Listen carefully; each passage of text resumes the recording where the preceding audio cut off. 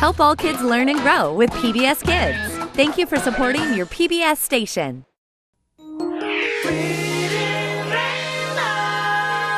Butterfly in the sky, I can go twice as high. Take a look, it's in a book, a reading rainbow.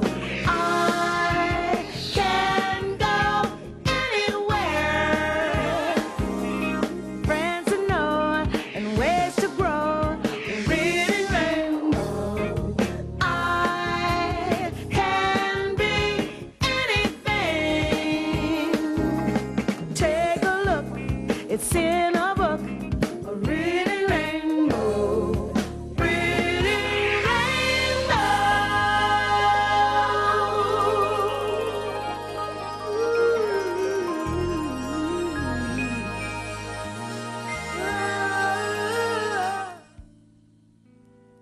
Hi, welcome to Washington, D.C., home of the White House, the Capitol, and this building, our country's library, the Library of Congress.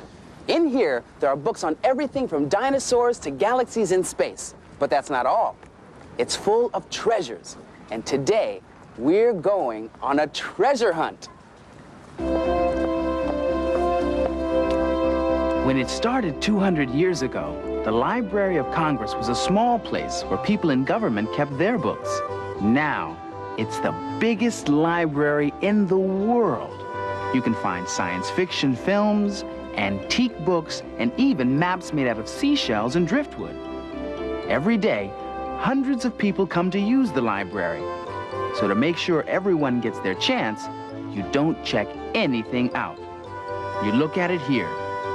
Today, we're being treated to a private, behind-the-scenes look at some of these treasures kept here at the Library of Congress. In some ways, this library is like the one in your hometown. You can look up books in the card catalog or on a computer. And you still fill out a call slip for the librarian. But how you get books here is a whole different story. Hi. Hi. Your receipt? Thanks.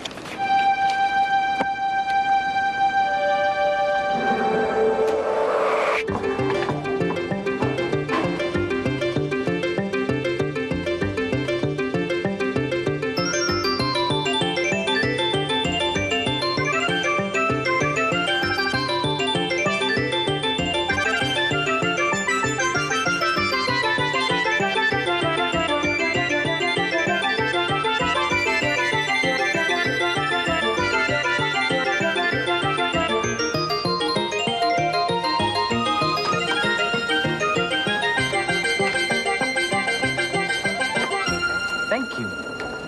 When you ask for a book in this library, you know it'll do some traveling. But if you think this book took a trip, wait till you see what happens to the boy inside. The book is Alistair in Outer Space. And it all begins when Alistair Griddle sets out one day for the library. Alistair in Outer Space. By Marilyn Sadler. Illustrated by Roger Bolin. Read by Arnold Stang. Alistair Griddle was a sensible boy.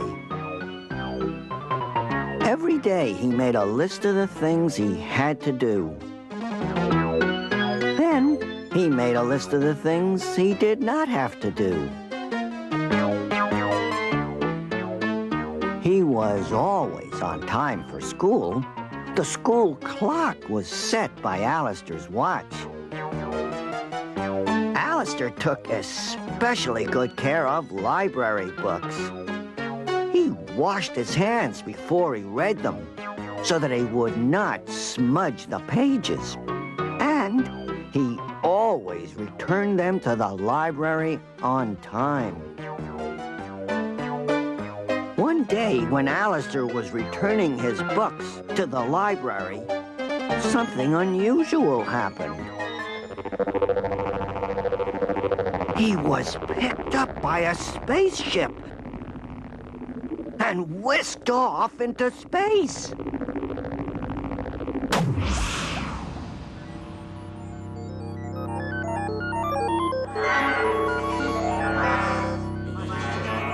Two creatures who call themselves Goots were flying a spaceship. They were from a planet known as Gutula. They were very friendly. The Goots liked Alistair very much and wanted to take him home with them. Alistair thanked the Goots, but he did not want to go to Gutula. "My library books are due back today," he said. "The librarian will be expecting me." The Goots pretended not to hear Alistair and continued on their way.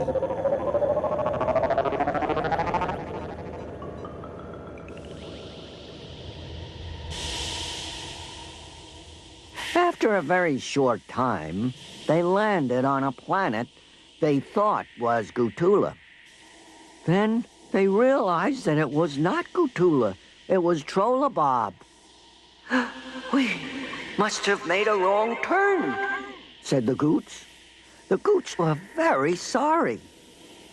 Back on the spaceship, there was nothing for Alistair to do but read his library books again. But when he went to look for a place to wash his hands, he opened the wrong door. The next thing Alistair knew, he was in outer space. "Now I will never get my books back to the library," he said. The Goots soon noticed that Alistair was missing, and they turned their ship around. When they found Alistair, he was showing the Trollabobbles his library card. The Trollabobbles wanted to take Alistair to Trollabob, but he explained that he had just been there. So the Trollabobbles gave Alistair back to the Goots. The Goots continued to search for Gutula, but they could not find it anywhere. Alistair looked at his watch. It was getting late. He was going to have to pay a library fine. Alistair could not look for Gutula any longer. He insisted that the Goots take him home. This time the Goots agreed. They had never seen Alistair quite so upset. Alistair did not think that the Goots would be able to find Earth. So he decided to fly the spaceship. It was not very long before Alistair spotted Earth in the viewer. Then Alistair let the Goots take over while he gathered up his books.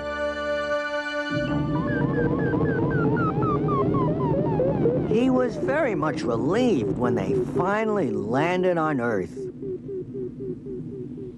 Although it was late, he was quite certain there would still be time to get to the library. Now that he was home... Home?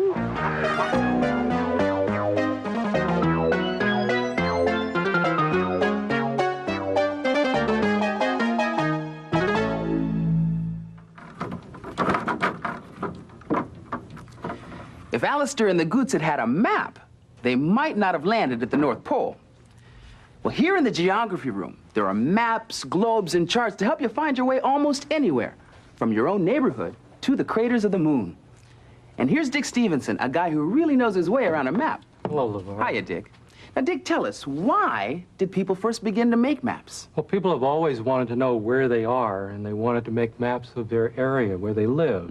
Maps are sometimes drawn in just the sand. Other times they're painted on the walls of caves. They even drew them in clay, such as this. This is a little clay tablet made about 4,000 years ago. Well, what are the little figures here? This is cuneiform. Cuneiform is picture writing. This represents a small parcel of land. Are there special materials that one needs to make a map? No, a map can be drawn or painted on any kind of material. Cloth, it can be painted on a paper, it can be painted on... Well, as a matter of fact, we have a map here that is an Eskimo map, which is actually sealskin. These are pieces of driftwood that have been sewn onto the sealskin by this Eskimo, and it represents an area just off the coast of Greenland. These are islands. And they have sailed all of this area for hundreds of years, and therefore they are able to make a very accurate map of their islands. However, if you're dealing with a much larger area, let's say like the whole world, for instance, Right. Your map may be in the form of a globe. This is that's portable globe. Here's one, and you can collapse it, a portable, and you can carry it much easier. You don't have to worry about breaking it. Now, globes sometimes are very tiny. For instance, here's an example of a 1-inch globe. Oh, wow. Because this globe is so small, does that mean it's any less accurate than a globe that's maybe 5 or 6 times its size? No, it's accurate. It just doesn't have as much information. The larger the globe, of course, the more information that you can put on it. Right. But maps are also, of course, as you know, we've talked about them being drawn on paper and so forth, but they're also drawn on cloth. Oh, really? Now, this is an example of a cloth map made during World War II, and they used it on rubber rafts in case you were shipwrecked. You could get this wet, and it wouldn't hurt the map at all. Really? Now, what if, like Alistair, I was out in space and say I got moon wrecked? What would I use then? Well, we actually have a moon globe. Ah. Here's one right here. Ah, so this is what the moon really looks like, huh? Yes. This is a globe of the moon showing both the near side and the far side of the moon. Now, we were able to get so accurate because now we've been to the moon. That's right. We've had missions that have flown around the moon and photographed it. So it's only been very recently that we've had such an accurate representation of the moon, isn't it? Yes. Now, I imagine years ago people had some pretty wild ideas about what the moon looked like. Where can we go to see some of those, Dick? Well, the best place to go would be to the film library. Let me draw you a map, LeVar. Oh, great idea. Right there at the X.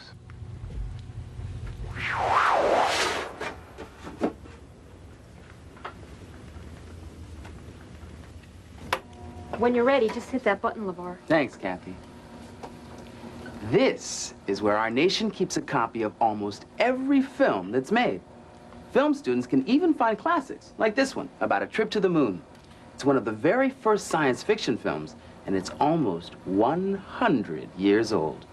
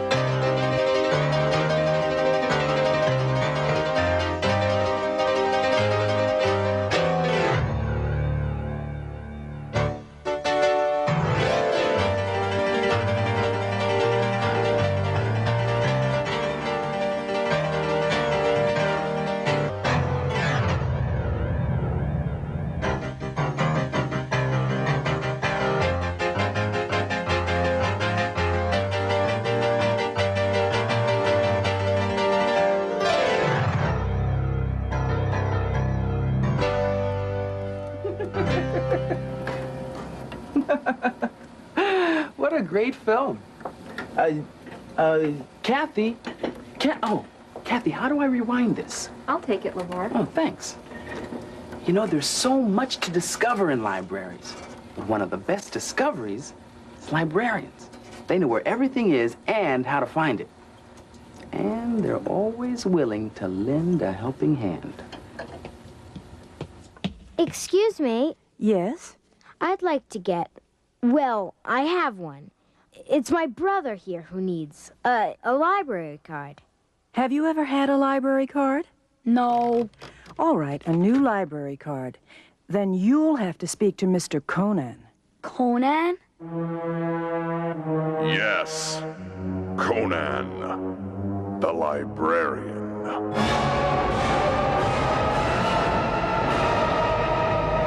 You are the librarian? So I am. and so shall I be. What manner of quest brings you to this, my kingdom? A library card? The card? The card of library? Aha! First, you must be shown worthy of the card. Follow.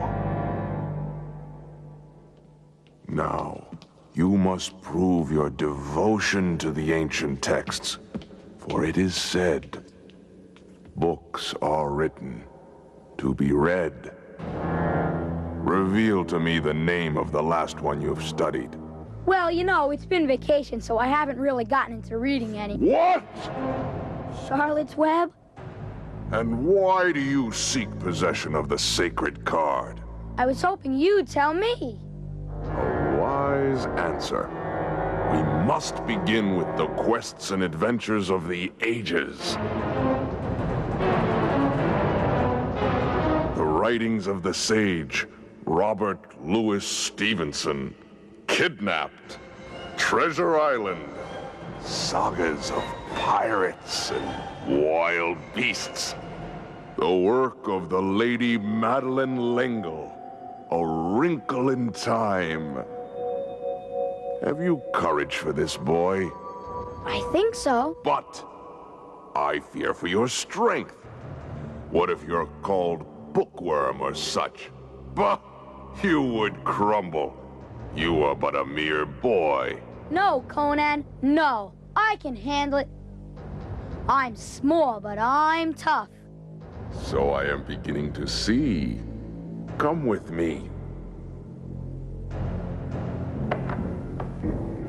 Prepare to receive the gift of the sacred card. Your name. Jerome Clark. Heed well these words, Jerome. The sacred card of library is about to become yours. Trust not in men, nor in beasts, but only in this. May it serve you well. May it unlock to you the kingdom of books. Learn their power. Tremble before their wisdom. And never bring them back overdue. I will. I won't. You may trust in me, Conan.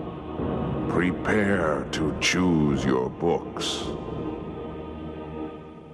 Are you finally finished? You took long enough. Cease, sister. You speak now to the possessor of the sacred card. Before you behold these, my first books. Your card.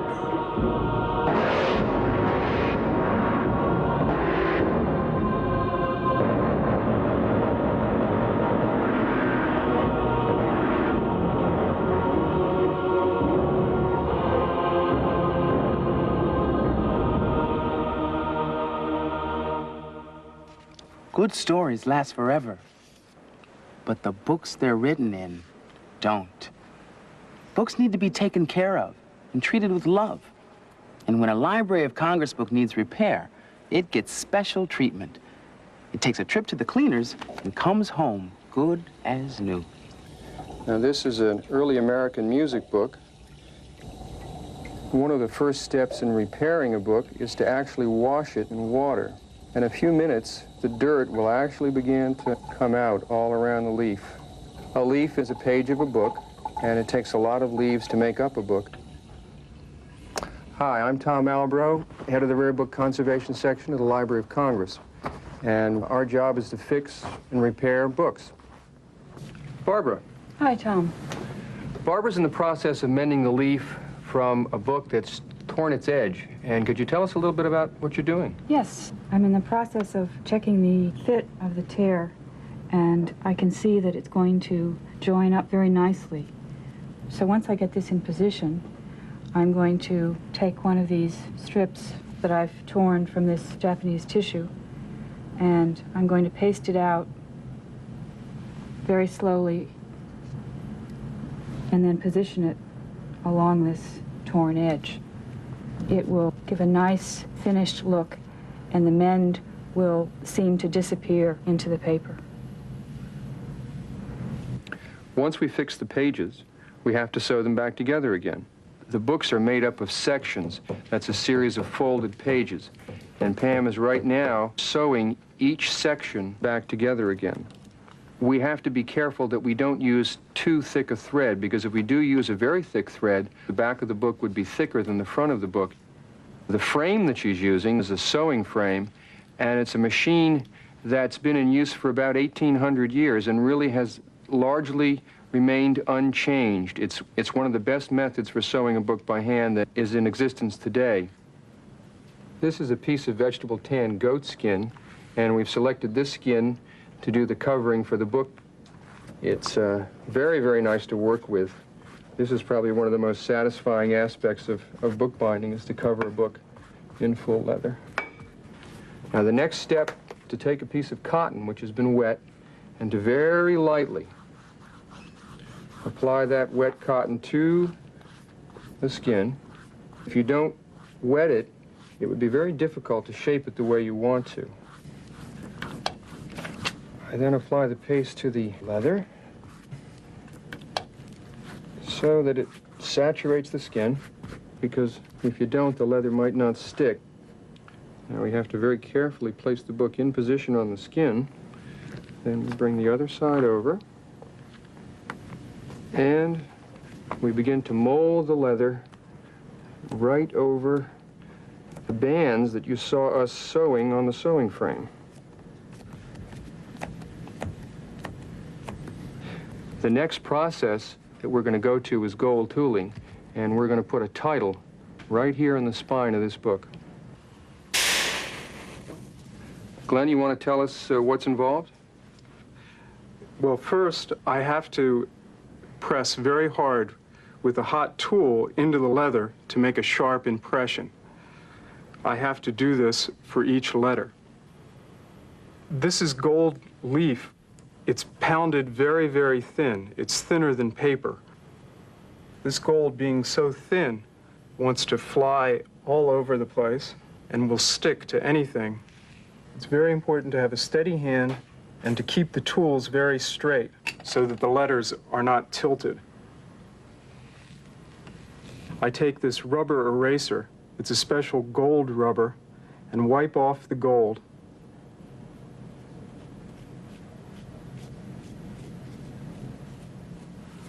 And we have a finished book. As you've seen, a lot of effort goes into repairing books at the Library of Congress. And now that we're finished, caring for these books is up to you. Believe it or not, this is a book. But so is this. Big or little, it doesn't matter. It's what's inside that counts. So if you liked Alistair in Outer Space, then here are some other books to try on for size. But you don't have to take my word for it. Hi, my name is Claude White, and I just read an interesting and informative book called Maps and Globes. If you like to travel to new and exciting places, this book would be a big help. I learned a lot of interesting facts in this book. Maps have a language all their own. You can learn about latitude and longitude and the depths of the ocean. The pictures in the book are very colorful. Did you know that there were more mountains and volcanoes under the water than there are on land?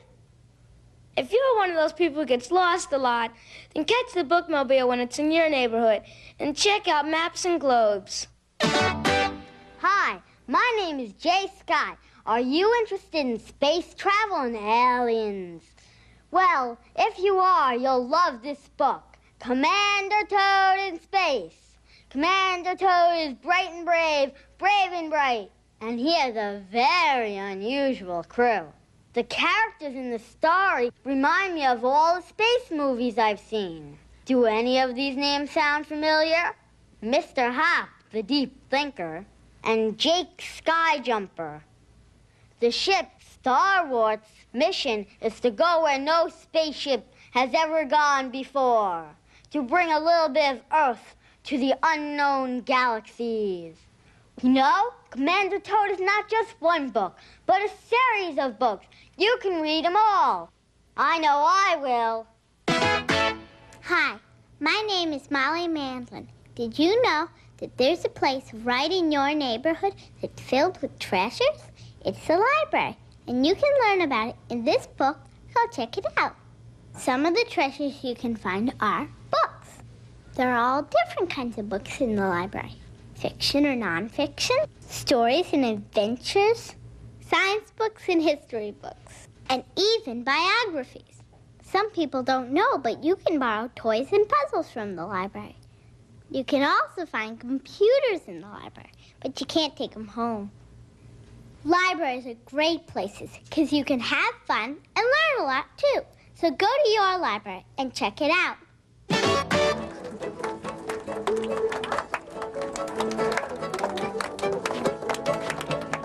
No matter where you go in the Library of Congress, you'll always find something new. But that's true of any library. The one in your hometown is full of treasures just waiting to be discovered by you. So, go on your own treasure hunt. If you have a library card, then use it. And if you don't, then get one. It's what every explorer needs. We'll see you next time.